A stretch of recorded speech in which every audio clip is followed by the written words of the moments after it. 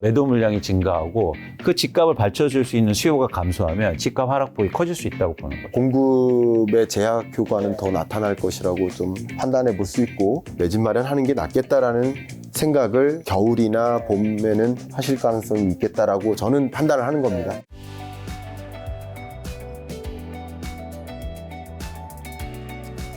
자, 그러면 어쨌든 지금 서울에 아파트 거래량이 떨어지고 있는 거는 사실이잖아요.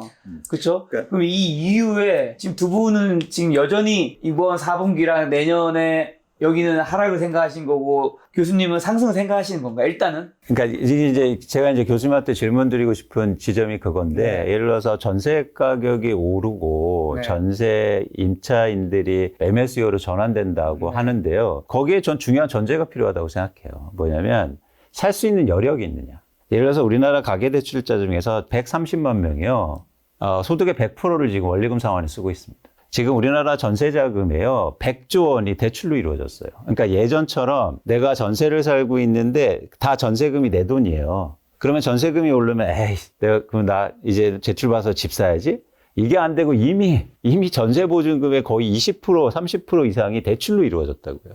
그러니까 대출이 지속적으로 시장에 유입되지 않으면 부동산 가격에 수요자가 없다고. 그러니까 부동산이 일반 자산 시장과 가장 다른 점이 이 지점인데. 대출 규제. 아니 대출 규제도 중요하지만 유효 수요가 제한돼 있다는 유효 거예요. 수요. 금리가 조금 인하된다고 해서 살 수 있는 사람들이 대기 수요가 많은 게 아니고 심지어 지금 임차인들도 살 수 있는 여력이 없다. 사실 전 그렇게 생각하는데 그런 어떤 이건 주식과 다른 점이거든요. 낮은 자산 가격과 부동산의 한계인데. 그리고 한 사람이 막 돈 있는 사람이 많이 사면 좋겠죠. 그게 안 되거든요. 그리고 그럴 이유가 없어요. 지금 다주택자들이 집을 살 마음이 없다고요. 왜? 돈이 안 되니까. 그러면 결국에는 무주택자나 실수요자들이 계속 유동성이라든지 어쨌든 여력을 갖고 집을 사줘야 되는데 그렇게 가능하다고 보시는 거예요? 대표님한테 먼저 한 가지를 네. 추가해주면 그럼 올해 이제 1월부터 9월까지는 다주택자분들이 집을 산 건 아니잖아요. 아니죠. 그럼 그분들은 이제 실수요자분들인데 네. 그분들이 그때는 여유가 있었는데 지금은 여유가 없다는 의미신가요? 아니면 그때 많은 사람들이 샀기 때문에 남아있는 수요가 별로 없다는 의미인가요? 여유가 있었는데 없었는 게 아니고요. 네. 유효 수요는 제한돼 있죠. 그 네. 사람들이 이미 다 샀고 또 하나 뭐냐면 그 사람들이 산 이유가 사실은 대출 증가예요. 네. 대출로 다 샀다고요. 그렇죠. 네, 그래서 윤석열 정부가 DSR 규제 완화해주고 LTV 규제 완화해주고 심지어 신상화 대출, 정책 대출 몰아주면서 갈아타기가 일어났고 그런데 이게 계속되면 됩니다. 예를 들어서 한국 경제고 뭐고 가계 부채고 뭐고 몰라. 부동산만 올려. 그래서 대출 막 해줘. 그러면 오를 수 있어요. 그런데 이게 불가능하지 않습니까? 그래서 이게 교수님한테 항상 궁금했어요. 그러니까 누가 시장에서 이 가격에 살 수 있느냐. 살 수 있는 사람들이 충분히 네. 있다고 보느냐. 제가 너무나 이광수 대표님을 애정하고 왜 그런 말을 까세요? 강한 공격을 하기 전에 하세요. 뭐 우리끼리 왜 그래.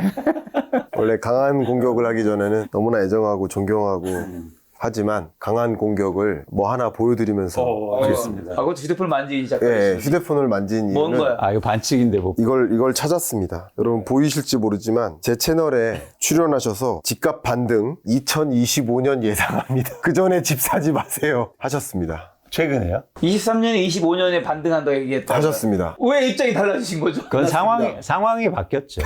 아니, 김 작가님 이거 되게 중요한 거. 일단은 여러분 그럼 그때 왜 그렇게 판단하셨고 지금은 왜 이 공격 어땠습니까? 좋았어요. 그러니까 뭐냐면 우리는 예언자나 점술가들이 아니잖아요. 그렇죠. 그러니까 우리는 상황에 따라서 판단이 맞습니다. 당연히 그건 바뀝니다. 맞죠. 예측과 전망이 달라져요. 그러니까 네. 제가 가장 좋아하는 경제학자가 케인즈인데 저 아니었어요? 아니 죽은 분들 중에서 이제 이거스가 제일 좋아하는 경제학자죠. 그런데 케인즈가 이런 말을 합니다. 그러니까 케인즈 위대한 경제학자잖아요. 케인즈가 기자들이 항상 물어볼 때마다 답을 달리하는 거예요. 네. 이때는 이런 말하고 저 때는 저런 말. 그래서 기자가 물어봅니까? 선생님 왜 이렇게 말이 달라주세요? 그때마다. 그랬더니 케인즈가 뭐라고 하냐면 상황이 달라졌는데 어떻게 답이 똑같습니까? 저는 그런 차원에서 제가 변명 드리는 게 아니고요. 제 방향성은 계속 일관돼요. 제가 이제 시장을 분석하는 건 수요와 공급으로 전망하고, 그러니까 제가 이때 전망하는 건 가격 하락을 미리 큰 폭의 하락을 예측했기 때문에 사실은 반등을 얘기한 거예요. 그런데 그 상황이 이루어지지 않았잖아요. 그게 여러 가지 이유가 있습니다. 뭐냐면 저는 핑계가 아니고 예측하지 못한 정책이 막 들어왔어요. 그게 이제 대출이었고, 이제 그렇기 때문에 바뀌는 거고. 그러니까 여러분들이 저희가 이제는 보셔야 될 게 아까도 우리가 그 푸념 같은 얘기를 했지만 메신저를 중요하게 생각하는 게 아니고 메시지가 어떤 메시지를 던지느냐. 그리고 결론보다도 그 사람들이 어떤 그 근거를 갖고 거기에 도달하느냐, 이거에 대해서 관심 가졌으면 좋겠다. 그래서 이제 넘어가서, 자, 이제 중요하잖아요. 이건 되게 중요한 점인데, 왜냐하면 부동산 시장에서 저희가 분석할 때 살 수 있는 사람이 얼마나 있느냐가 전 중요해 보여요. 그러니까 유효 수요죠. 이게 경제학적에서 말하는. 의견 드리겠습니다. 네. 네. 제가 간단한 이제 숏 퀘스천을 드리겠습니다. 너무나 잘 아시니까 서울시 PIR이 얼마나 됩니까? PIR이요? 네. 오, 글쎄요. 몇 배입니까? 한 20배 되나요? 저는 별로 관심이 없어요. PIR에.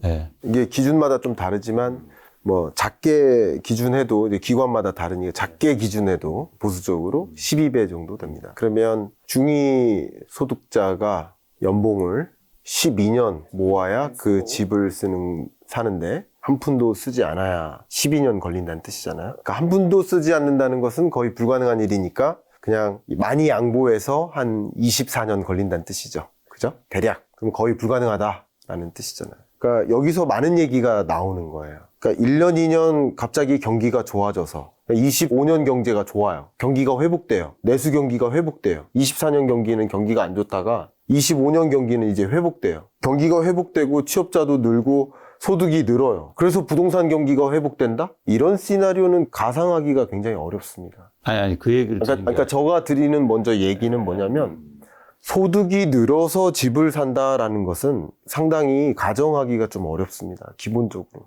안타까운 이야기지만. 그러니까 단기간 안에 소득이 늘어서 5천만 원 임금 근로자가, 그러니까 뭐 죄송한 표현이지만 한번 논리적으로 판단해보자는 거예요. 우리가 5천만 원 근로소득자인데 5천만 원 근로소득자가 이제 6천만 원으로 연봉이 늘어서 이제 1년 동안 경기가 좋아져서 좋은 직장으로 옮겨가서 이제 집을 산다. 소득이 늘어서 집이 산다. 왜냐면 정말 많은 분들이 그렇게 댓글을 다시거든요. 경기가 좋아야지 소득이 느니까 집을 사는데 경기가 안 좋은데 어떻게 집을 삽니까? 그러니까 경기가 좋아서 소득이 늘어서 집을 사는 수요가 생기는 게 사실은 아니다. 그러면 유효 수요는 어디서 발생하느냐? 이미 누적된 소득이 이동하는 거다라고 저는 생각합니다. 누적된 소득. 그러니까 저의 의견은 뭐냐면 돈이 이동하는 거다라는 거죠. 돈이 지불 형태로 없던 소득이 지불 형태로 이동하는 거다라고 의견을 드리는 것이고요. 그러니까 있는 소득이, 있는 자산이요? 그렇죠. 근데 그거에 현금성 자산. 근거가 있습니까? 네. 지금 집을 사는데요. 네. 서울에서 아파트를 사면 70%가 대출을 받아요. 네. 예. 그건 자기 돈이 아니잖아요. 합리적인 네. 의견입니다. 그러니까 아니, 그러니까 아까 PIR 얘기하시는 게 제가 왜 관심 없다고 얘기했냐면 그건 평균의 관점이에요. 그러니까 무슨 얘기냐면 강남의 고소득자와 저소득자가 합산해서 PIR 계산하잖아요. 네네. 의미가 없어요. 네. 강남의 고소득자는 대부분 집이 있을 거 아니에요. 누가 집이 없습니까? 대부분. 중위소득 이하일 거고 저소득자가 자가보유율이 훨씬 낮을 거잖아요. 이들의 유효 수요가 받쳐줘야 돼요. 그러려면 두 가지 조건이 있어야 되는데 하나는 뭐냐면 자산 가격이 떨어지든지 그럼 돼요. 네. 그렇잖아요. 네, 네. 두 번째는 뭐냐면 대출이 일어나면 돼요. 네. 그래서 최근에 특히 2024년도에 대출이 급증한 거예요. 예. 그러니까 소득 얘기를 제가 드린 게 아니라고. 아, 예. 좋습니다. 지금 그 클루가 이제 나왔습니다. 말씀 속에서 클루가 나왔어요. 뭔가 그러니까 70%가 대출을 의존한다고 했잖아요. 네. 뭐 죄송한 표현인데 거기 답이 있습니다. 구매 여력이 어디서 나오냐? 70%가 대출에 의존한다. 그럼 나머지 30%는 대출에 의존하지 않는다. 네. 그 나머지 30%가 현금성 자산의 형태가 지불 형태로 부동산으로 돈의 이동이 있는 것이고요. 그 70%의 형태는 대출에 의존해서 내 집 마련으로 이동을 하는 것인데 근데 이 70%는 그 구매 여력이 소득이 늘어서 구매 여력이 생기는 것이 아니라 금리가 떨어져서 구매 여력이 생기는 것이다 라는 것을 말씀드리려는 것이었습니다. 그 유동성은 금리다라는 거예요. 그렇죠. 그러니까 금리가 인하되면 그러니까 교수님 말씀처럼 대출이 증가할 수 있다 이 말씀이잖아요. 그렇죠. 그런데 그게 핵심이에요. 제가 듣고 싶은 말이었어요, 교수님. 근데 0.2%포인트 내려진다고 해서 나 대출 많이 받아야지라는 마음이 생길까요? 근데 그런 부분이 있지 않을까요? 어떤 부분이요? 다음번에도 또 내릴 것이라는 기대감. 아니요. 한계가 있단 말이에요. 지금 예를 들어서 규제가 있지 않습니까? 네.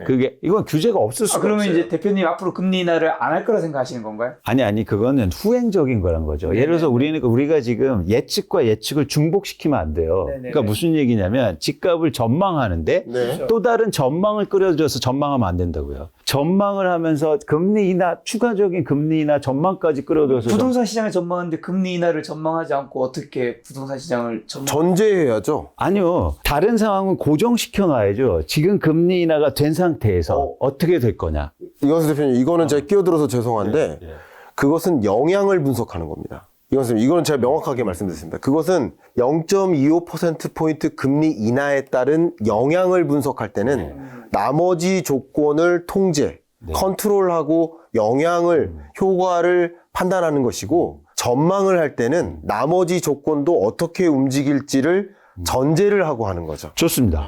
그러면 예를 들어서 3.5%인데요. 아까 중립금리로 2.5%에서 2%로 가요. 1.5%포인트 떨어진다고 해서 갑자기 구매력이 확 생기고 대출을 하는 사람들이 늘어날까요? 장기적으로? 상당하죠. 그 근거가 없는데? 그러면 제가 그 부분 그러니까 왜냐면 최근에 금리 인하 때문에 집값이 올랐잖아요. 네. 그건 뭐냐면 3% 이상이에요. 그 정도. 그리고 세 가지 조건이 있었던 거예요. 뭐냐면 폭도 컸고 예상치 못했고 과거엔 없던 일이었고 예상치 못한 시점이었기 때문에 영향을 받은 거예요.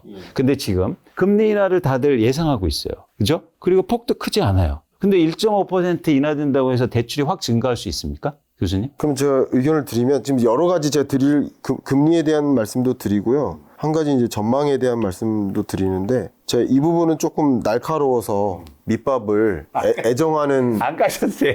또 깔고 저 멘탈이 세. 그래서 네, 멘탈. 애정하는 이광수 수많은 악플들을 견디는 사람. 이 정도면 예정 안 하는 건데. 아니요. 그거는 다른 얘기예요.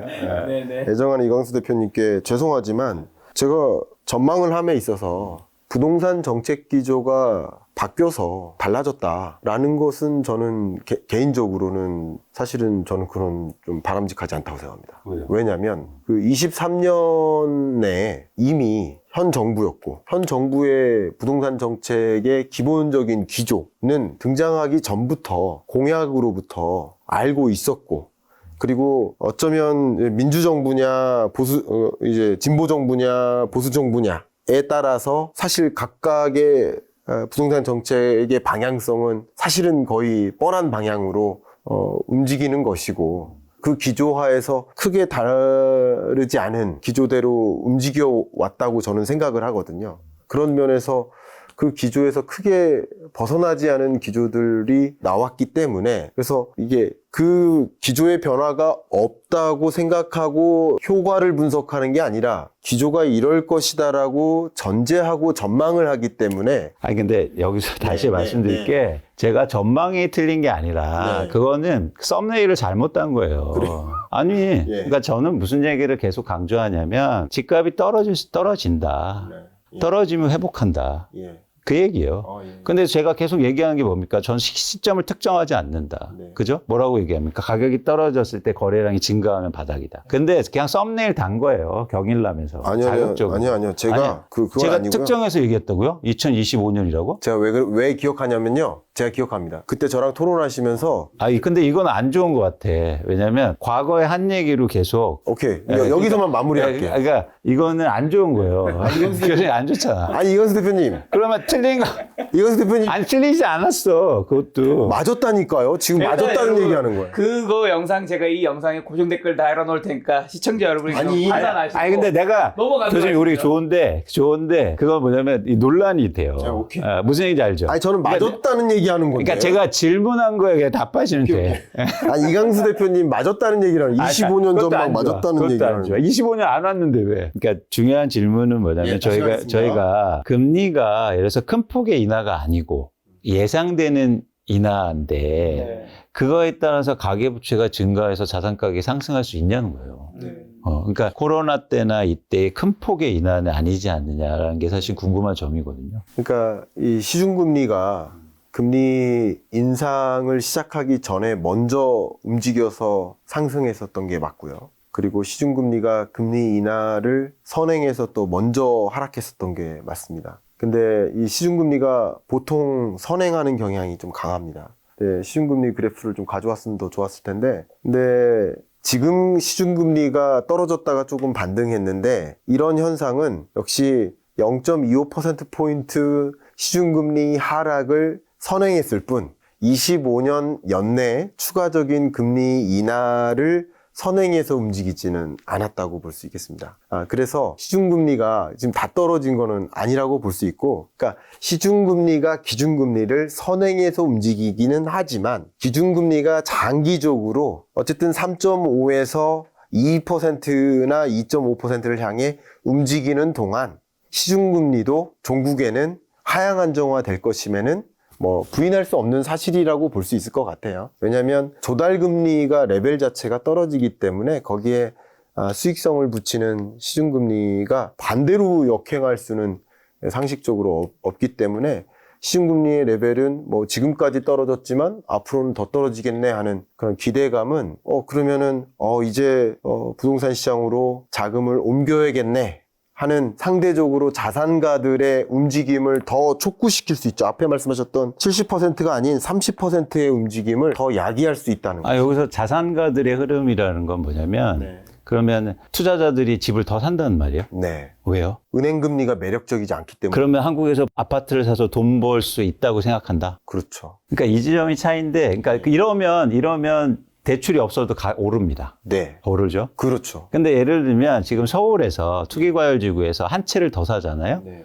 그러면 취득세를 8% 내야 돼요. 사자마자. 20억짜리 사면 1억 6천을 내고 시작합니다. 그래도 살까요? 투자자들이 세금이나 이런 것들을 고려해서 투자 여부를 판단하지는 상식적으로는 안 하거든요. 투자자들이. 제가 이 말씀을 왜 자산가들이. 드리냐면 지금 투자자들이 금리 인하가 된다고 하지만 투자자들이 집을 안 사고 있어요. 근데 뭐 이거는 사실은 조금 세부적인 걸 수도 있지만 가장 무서운 게 취득세입니다. 왜냐하면 취득세는 이익에 기반하지 않는 세금이거든요. 그래서 가장 무서워해요. 그러니까 불확실성이 크다는 거죠. 예를 들어서 내가 집값이 얼마나 오를지 모르는데 8%가 12%를 내고 시작해요. 쉽지 않습니다. 그러니까 이게 대한민국 시장의 아주 독특한 특성인데 그래서 지금 다주택자들이 줄고 있어요. 그런데 금리 인하가 소폭 된다고 해서 그들이 금리 인하 되니까 예금금리 줄어들었으니까 나 한국의 부동산 또 사야겠다. 이럴 가능성을 전 적게 보는 거예요. 좋은 의견이세요. 그 부분 너무 좋고요. 그래서 저는 구매 여력보다 구매 의사가 더 중요하다고 보는 사람입니다. 자주 여러분께 보여드리는 게 뭐 저의 전망이 아니라 통상적인 2200만 가구의 스스로의 전망이 더 중요하다고 저는 그거 보고 싶어요. 보여주세요. 그걸 자주 보여드리는 주택가격 전망 좀 보고 싶습니다. 예, 한번 같이 한번 보시죠. 그게 가장 중요하다고 생각을 하는데 이 값인데요. 주택가격 전망 CSI가 지금 서울 같은 경우는 120을 초과해서 지금 올라온 상태예요. 근데 심지어 이 값이요. 우리 10월 한국은행 금리 인하 전 값입니다. 네. 이후에는 이 값이 더 올라갈 것으로 생각을 하는데 그러니까 이 개념은 2024년 10월의 집값보다 25년 10월의 집값이 더 비싸져 있을 거야 라고 생각하는 개념이거든요. 그렇죠. 그리고 그냥 뭐 이것은 뭐 저의 분석이 아니라 뭐 너무나 유명한 분석이니까 이건 전망이 아니라 이게 효과인데 한국은행이 9월에 금융안정 상황 그 보도자료를 내면서 한국은행이 잠깐 인용을 한 건데 기준금리가 아니라 대출금리입니다. 대출금리가 0.25%포인트 하락하면 1년 동안 전국 주택가격 상승률이 0.44%포인트 오르고 서울 주택가격 상승률은 0.83%포인트 오른다. 그러니까 오르는 효과가 발생한다라는 뜻인데 여기에는 이제 주택가격 상승률이니까 이제 빌라나 단독주택, 아파트가 다 포함된 평균 가격인 거죠. 그러니까 대출금리가 떨어졌을 때 주택가격의 상승 압력이 이만큼 작용한다라는 이야기인데 이게 0.25%포인트 정도의 하락이 영향이 이렇다라는 것이고 한국은행의 이것을 인용한 취지는 이런 금리 인하에 따른 이런 부작용이 있기 때문에 금리 인하를 단행할 때 나타날 이런 부작용을 고려해서 금융위나 국토교통부가 더 적극적인 대응책, 금융안정 대책을 마련할 필요가 있다라는 것을 제시하는 과정에서 제시한 내용으로서 너무나 유명해진 표현인데 결과적으로는 지금 금리 인하와 함께 향후 집값 상승에 따른 기대가 그 취득세라든가 그 부담해야 될 세금 부담보다 더 크다라고 한다면 그게 투자자로 하여금 매력적이라고 생각할 수 있겠죠. 그러니까 결국은 기대 수익률을 고려하는 거겠죠. 투자했을 때 기대할 수 있는 기대 수익률이 얼마나 되는지를 이제 고려해서 네.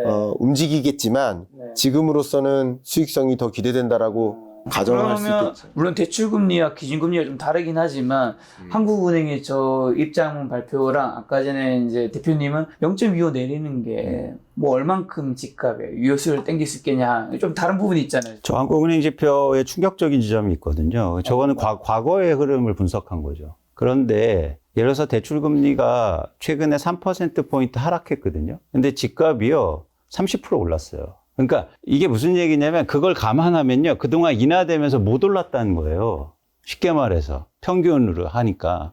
그러니까 무슨 얘기냐면 대출금리가 하락해도 집값이 더 많이 빠졌던 적이 있어요. 그러니까 이렇게 단순하게 숫자를 한국은행이 굉장히 많이 틀립니다.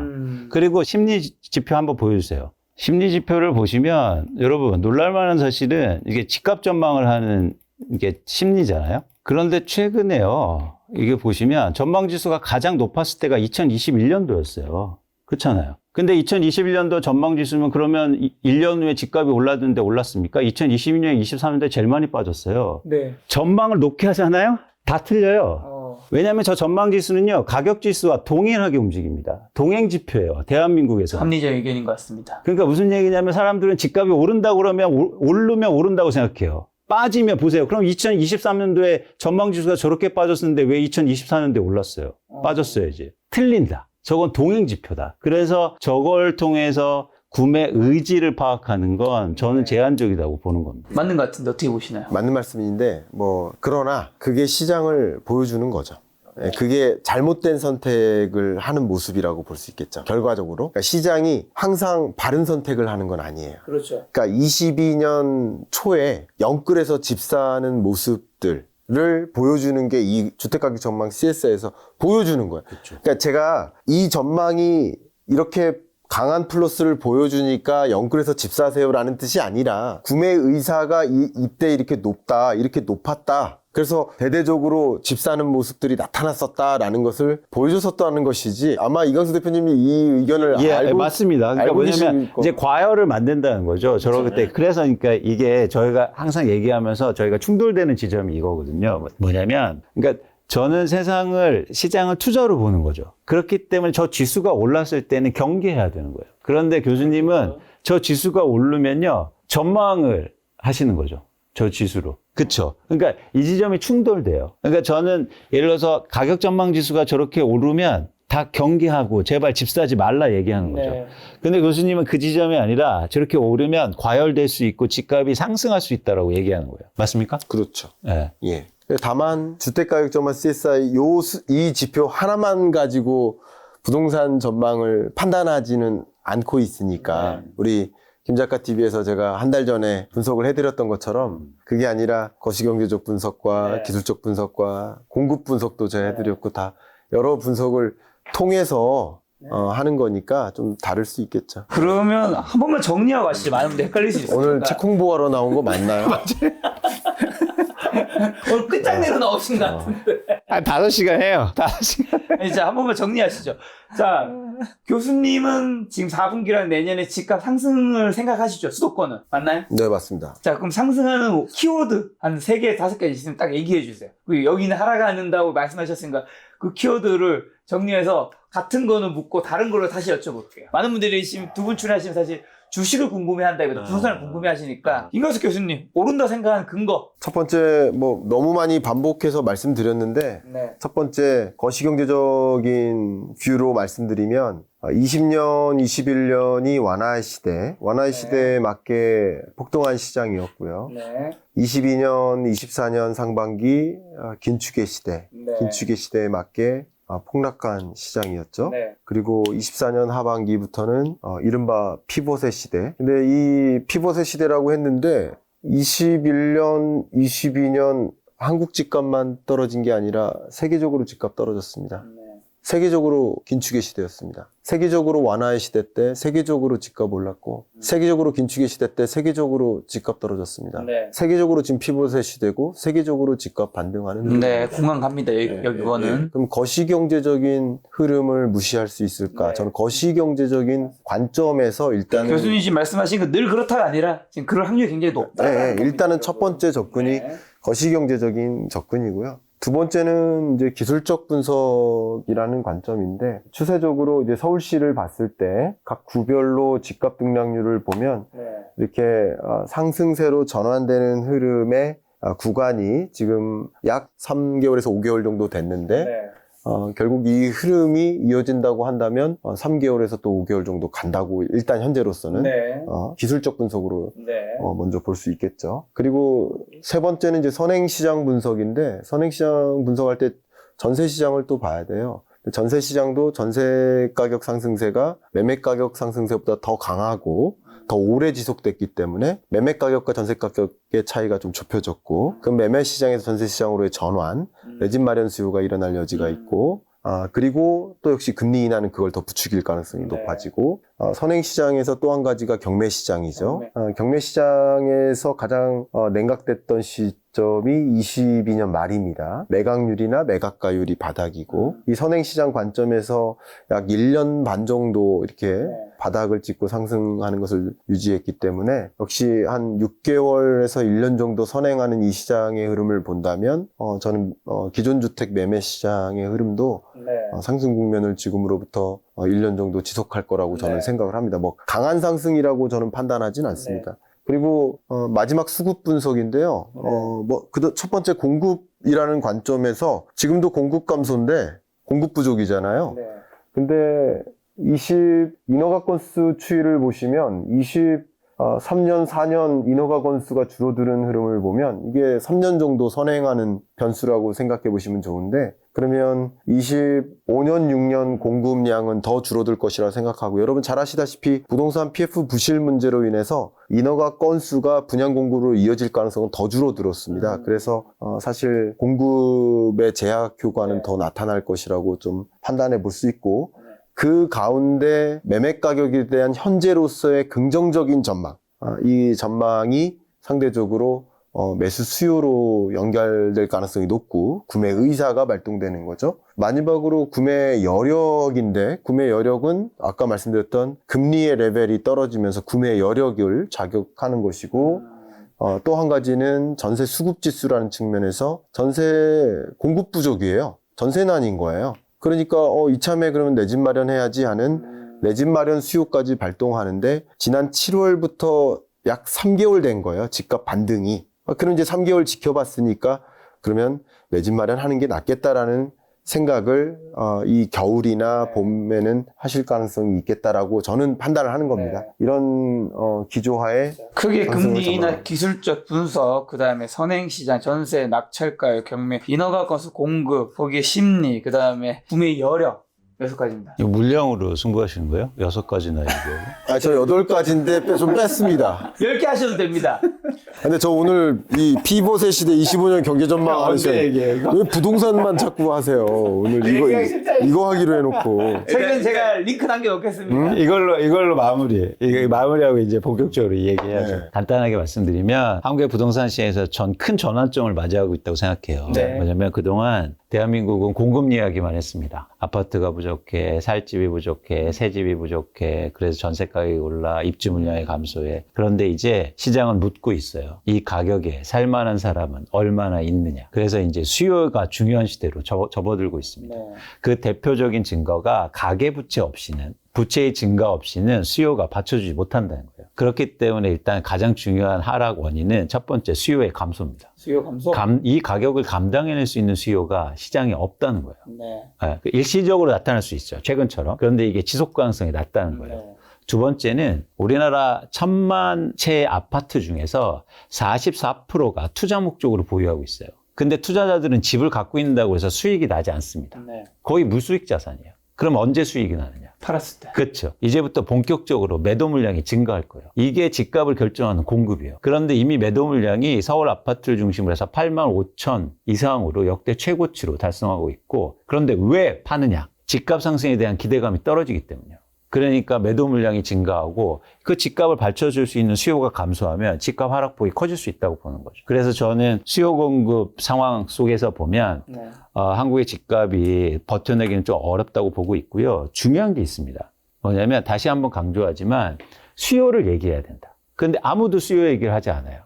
우리나라 서울 아파트 중에서 중위소득의 가구가 살 수 있는 아파트의 양이 100채에서 6채밖에 되지 않아요. 지난해 말 기준에서. 이게 다시 올해 올랐기 때문에 3채로 줄어들었을 겁니다. 그러니까 그만큼 사실은 뭔가 특단의 뭔가 방향성이 안 잡히면 계속 이 높은 집값을 잡혀줄 수 있는 유효 수요가 부족하다는 거예요. 그렇기 때문에 예전에 기억나세요? 교수님 뭐 잘 아시겠지만 대공황의 원인이 뭡니까? 세이의 법칙으로 해서 공급은 스스로 수요를 창출한다는 얘기가 경제학의 주류였어요. 그래서 막 만들어내. 왜냐하면 부족하다고. 그런데 살 사람이 없는 거야. 그래서 대공황이 왔거든요. 그래서 해성처럼 케인즈가 나타나서 유효 수요가 중요하다.